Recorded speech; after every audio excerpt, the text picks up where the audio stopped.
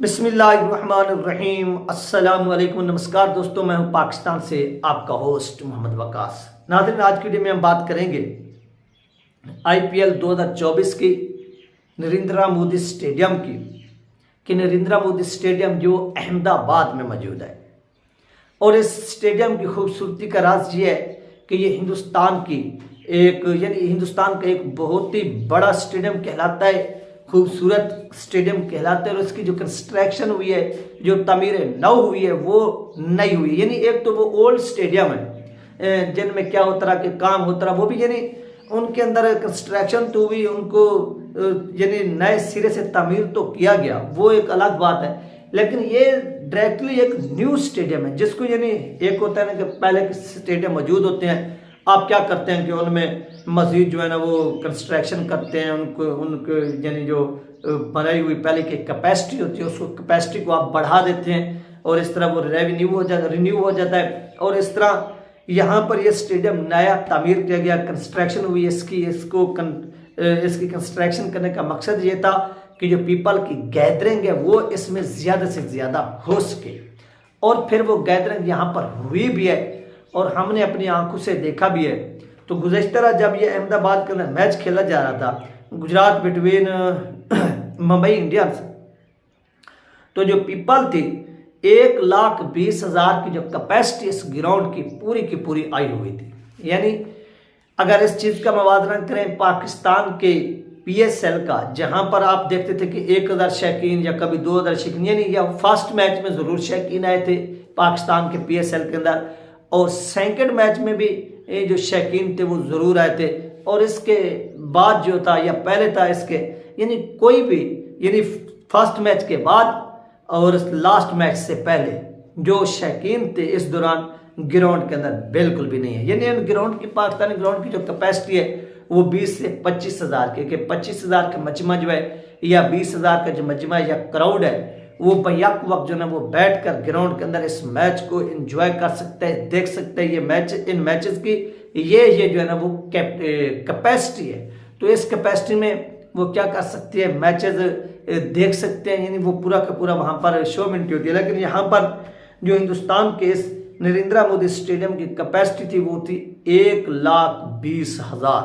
यानी जब इसको तामीर किया गया तो इसकी कैपेसिटी इतनी बढ़ाई गई ताकि जो पब्लिक वो डायरेक्टली ऐसा होता है कि ग्राउंड के बाहर भी बड़ी बड़ी स्क्रीनें नस्ब कर दी जाती हैं। जब आपका कोई बहुत बड़ा मैच हो, टूर्नामेंट का, वर्ल्ड कप का, चैंपियन ट्रॉफी का, T20 का या ओवरऑल सीरीज वगैरह भी हो, तो कैपेसिटी थोड़ी कम होती है। वो बेचारे टिकट्स भी ले लेते हैं लेकिन अंदर बैठने की जगह नहीं होती है। ओवरऑल जो शहर के लोग होते हैं वो फिर बड़ी बड़ी स्क्रीनें लगी हुई होती हैं, नस्ब होती हैं, वो ग्राउंड के बाहर ही खड़े होकर एंजॉय करते हैं। तो इस चीज़ को मद्देनजर रखते हुए BCCI ने जो डिसीजन लिया था कि नहीं, अब तमाम जो लोग हैं वो मैचेस ग्राउंड के अंदर ही जाकर जो है ना वो देख सकेंगे और इसको एंजॉय भी कर सकेंगे। फिर इस तरह से हुआ है कि 1,20,000 जो लोग थे वो इस स्टेडियम के अंदर गुज़श्ता रात के मैच में पहुंचे और पाकिस्तानी भी देखकर इस चीज़ को हैरान रह गए कि यार इतनी क्राउड हिंदुस्तान से आ कहाँ जाते। अब यहाँ पर आप देखें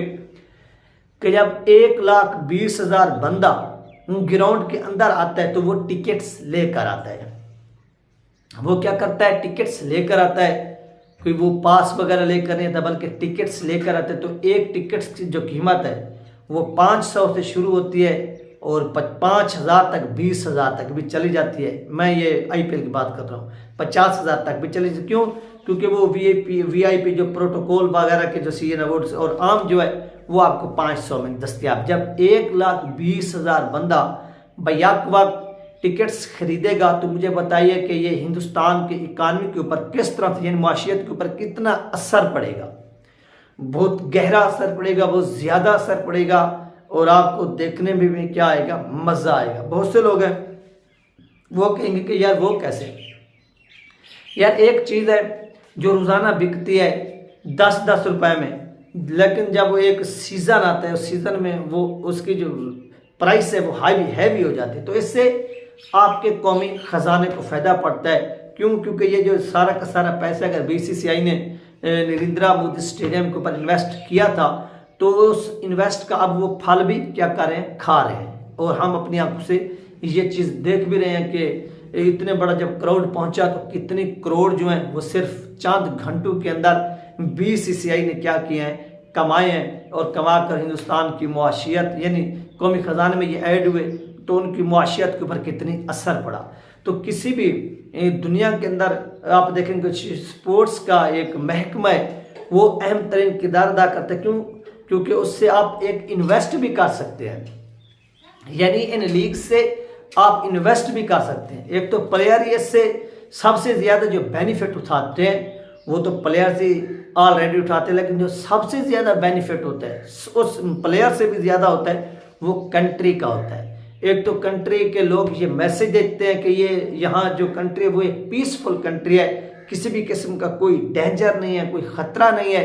क्योंकि इतनी जो गैदरिंग हुई है इससे ये मैसेज आता है कि हिंदुस्तान एक पुरअमन मुल्क है, यहाँ पर किसी भी किस्म की कोई जो है वो दहशतगर्दी या ख़तरा वगैरह नहीं है। एक तो ये क्लियर कट मैसेज आता है। दूसरा मैसेज ये जाता है कि यहाँ पर इस तरह का खेल पेश करके हम एक नई इन्वेस्ट भी कर रहे हैं और दुनिया को भी ये पैगाम दिया जा रहा है हिंदुस्तान की जानिब से, बीसीसीआई की जानिब से, अगर भाई आप भी खेलों के अंदर रिस्पेक्ट अपना इन्वेस्ट चाहते हैं, पैसा कमाना चाहते हैं तो थोड़ा हमसे सीखें और हम आपको बताएंगे कि आप किस तरह से जो है ना वो क्या कर सकते हैं, इन्वेस्ट कर सकते हैं, आप पैसा जो है ना वो कमा सकते हैं। तो ये वो चीज़ें होती हैं जो करने के काबिल होती हैं, जो करने के लायक होती हैं और करने भी चाहिए। जब तक ये चीज़ें नहीं होंगी, आप मुआशी तौर पर अगर आप एक बहुत बड़ी लीग कराते हैं तो मेन प्लेयर जब आते हैं, जब उनको लोग देखते हैं कि वाकई यार ये एक पुरअमन मुल्क है, तो फिर इन्वेस्टर जो है वो इन चीज़ों को देखकर मुतमईन होकर आता है, वो इन्वेस्ट करते। उसको पता है कि इतने बड़े बड़े स्टार्स को हिंदुस्तान की या वैसे भी ओवरऑल कोई भी कंट्री इस तरह से करता है कि अगर ये उनको तहफ़्फ़ुज़ दे रहे हैं, प्रोटेक्ट कर रहे हैं, तो ये हमारी कंपनीज को भी प्रोटेक्ट करेंगे और फिर यहाँ पर जो इंजीनियर्स काम कर रहे हैं ये उनको भी क्या करेंगे, प्रोटेक्ट करेंगे। उनको किसी भी किस्म का कोई खौफ नहीं होता और फिर वो ज़्यादा से ज़्यादा क्या करते हैं, इन्वेस्ट करते हैं। और यही चीज़ है जो हिंदुस्तान को आगे की तरफ जो है ना वो लेकर जा रही है। और हिंदुस्तान के जो लोग हैं वो यहाँ पर आ भी रहे हैं और इन्वेस्ट भी हो रही है और लोग पैसा भी यहाँ पर कमा रहे हैं। तो हम भी इसी चीज़ का ओनर होते हैं कि पाकिस्तान को भी इसी तरह से पहले इन्वेस्ट करनी चाहिए, यानी ग्राउंड बनाने चाहिए बड़े बड़े क्रिकेट के, फिर मुआशी तौर पर जो है वो आप समझ सकते। लेकिन यहाँ पर बीसीसी के अंदर बैठे हुए जो लोग हैं उनका काम ये है कि सिर्फ पैसा कमाना। पैसा आप ऐसे नहीं कमा सकते। पैसा कमाने का तरीका ये होता है कि पहले आप पैसे लगाएं, जब आप पैसे लगाएंगे उसके बाद जो है वो आप पैसा कमाएंगे। इस तरह से पैसा आपको किसी भी सूरत मिलने वाला नहीं। ये बात जो है वो पीसीबी को सीखनी चाहिए बीसीसीआई से कि बीसीसीआई ने किस तरह से जो है ना वो पैसा लगाया, इन्वेस्ट किया, वो पैसा कमा रहे हैं। ये 3 अहम 3 अपडेट जो आप लोगों के साथ शेयर किए, अपना ख्याल रखिएगा, मुझे दो में याद रखिएगा। मिलते हैं नेक्स्ट वीडियो में। अल्लाह हाफ़िज़।